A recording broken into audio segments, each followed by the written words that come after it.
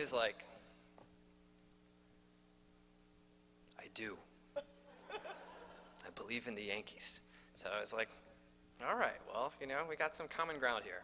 And then, you know, I was there to talk about ways to go green and the things that I do in terms of the products and the solutions that can help green your life. And this was about being healthy and being green. And he was into it. You know, he was into that.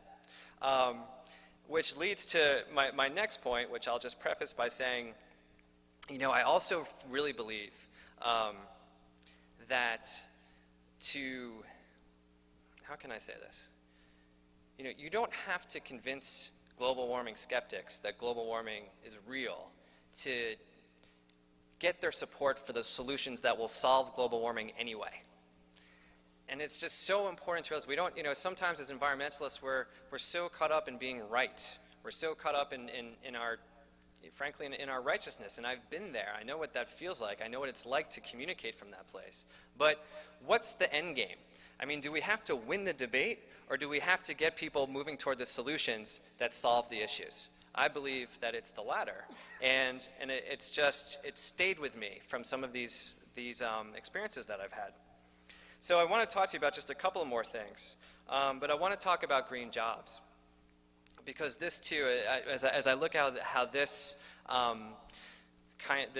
agenda is talked about on TV or in the papers, it concerns me. And what concerns me about it is that we talk so often about, or when we see, you know, the pundits or the leaders of the movement, we talk about plans to create, you know, 4 million or however many million green jobs in this country. We need, you know, a green jobs program. We need, you know, billions of dollars to go into this program, and then we're going to have green jobs and we're going to transform our economy. And every time I hear that, I just think to myself, that is a terrible way to sell green jobs. Because who really believes that, like, the plan's going to work? Who's going to administer it? Where are the jobs going to go? Right? I mean, is it a government program? And you start talking about this big, bold vision, and it doesn't seem to have a lot of credibility behind it. It's hard for people, and it's hard for people to identify with it. So when I think about this, and this is something I've learned in numerous cases, you know, I think if you want to convince people that it's worth getting a green jobs program, the way that I would do it is I would talk about places like Ebensburg, Pennsylvania, where formerly unemployed steelworkers are now working in that same factory which has been retooled to make wind turbines. Because that's pretty cool. Because these steelworkers who are down on their luck are now part of the new energy economy, and they've got good jobs with good with good benefits, good economic prospects, and they're doing something good for the country to improve our national self-reliance, our independence. And that already exists. And you can talk about even what's happening, what I get excited about, like in Toledo, Ohio, where a lot of really cool solar innovation is happening around the University of Toledo, because Toledo has been a leader in glass manufacturing and the most cutting edge solar technology. Some of it actually, the panels get printed onto glass. So I had read this Wall Street Journal article a couple years ago about how 5,000 jobs have been created in the solar industry and more are on the way in Toledo. And I thought, well, that's cool, because that's already here. And if it's in Toledo, and this, not to take anything away from Toledo, but if it's in Toledo, it can probably be replicated, you know, in one way or another in some other places as well. And it's here.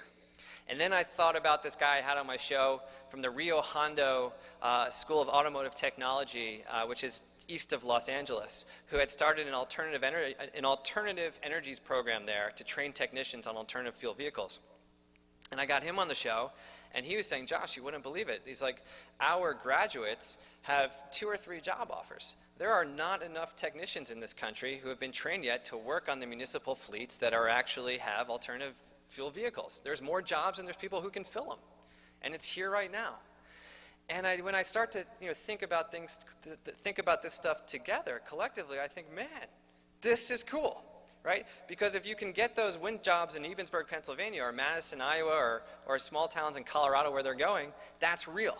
And if we can get them there, then we should be able to get them other places too. And it's a lot easier for someone to imagine a job that already exists, or to covet a job that already exists, than to try and imagine one that has no basis in reality yet.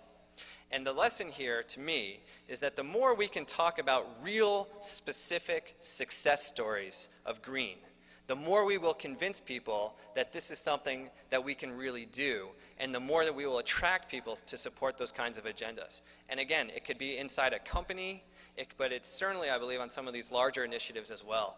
Specifics seem to me always to be more effective than big, bold visions. The other thing I would say about too is, and it comes to my point I was just mentioning before, the other point that you don't have to convince people that global warming is real to convince them that these kinds of jobs are good and important for our country and important for our national security. So again, you don't have to change the global warming skeptic's mind to get him on board with these kinds of solutions. The last thing that I want to talk about, and I would call principle number 7, is this notion of being authentic. But more than being authentic, communicating from a place that is grounded in the reality of truly how challenging it is to go green. And so I want to tell you a story about it. This was in 2004 when I had started my green furniture company. I was invited out to a conference in LA it's called LOHAS, Lifestyles of Health and Sustainability, and LOHAS is this is a whole body of market research about the green market, the socially responsible market. And I was really excited to be invited because this is where I'd gathered a lot of my market research, and somehow they discovered my products. I wasn't invited to attend the conference, but I was invited to show my product. And I mention that because there was a luncheon where the CEO of Patagonia at the time, Michael Crook, was giving a talk. And I was kind of on this balcony kind of looking over the grounds, and this was at the Ritz-Carlton in Marina del Rey, where all of the people who were actually attendees were having their lunch, and I was sort of grabbing a sandwich and kind of looking down on this talk and just excited to be present at the conference in one way or another, because this was just, a lot of my heroes were there. And Michael Crook was giving his talk, and people were eating, they weren't really paying too much attention, but then he said, you know what, about 5 or 6 years ago, I don't remember the exact numbers, but something like 85% of our fleece was made from recycled materials. Patagonia is a pretty amazing green company. He said, but today we're at about 50%. We're failing as a company. And with that, just about every knife and fork dropped, and people turned around, they said, what the heck is Michael talking about? We all know Patagonia is amazing. Like, what? What do you mean you're failing? And he was like, all right, look, he's like, we are a great company. We are committed to this. But the truth is, our recycling rates, or the amount of recycled material we're incorporating into our products, is not where we want it to be. We have to do better. And then he said, and the reason why I'm telling you this is because our customers expect the truth from us. They expect us to tell them the truth whether we're doing good or we're not doing enough. And more than expect, they respect us when we do it. So that we could try and sell something, and talk about everything we're doing amazingly well that, might kind of bend the truth a little bit. But we find that when we talk about what we're doing that is real, it actually generates more goodwill and increased sales because people are intelligent and everybody knows that going green is hard. So we don't oversell, we don't make big promises, we tell the truth about where we are, and we talk about how excited we are to try and keep moving forward. And that influenced me so much. It's probably why I even wrote that Lazy Environmentalist blog myself about a year later, because it just impacted me. The notion to be honest, tell the truth, say what you're doing right, say where the challenges lie. Because my belief is that people really do respect that. They know it's hard. And for you in your organization, whatever it is, whether it's a company or it's a nonprofit or it's a governmental organization, when you acknowledge the realities of how challenging this is, and you talk about the specific successes that you're having today, people thank you.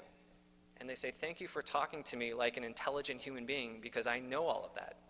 And again, it generates more goodwill toward your endeavors.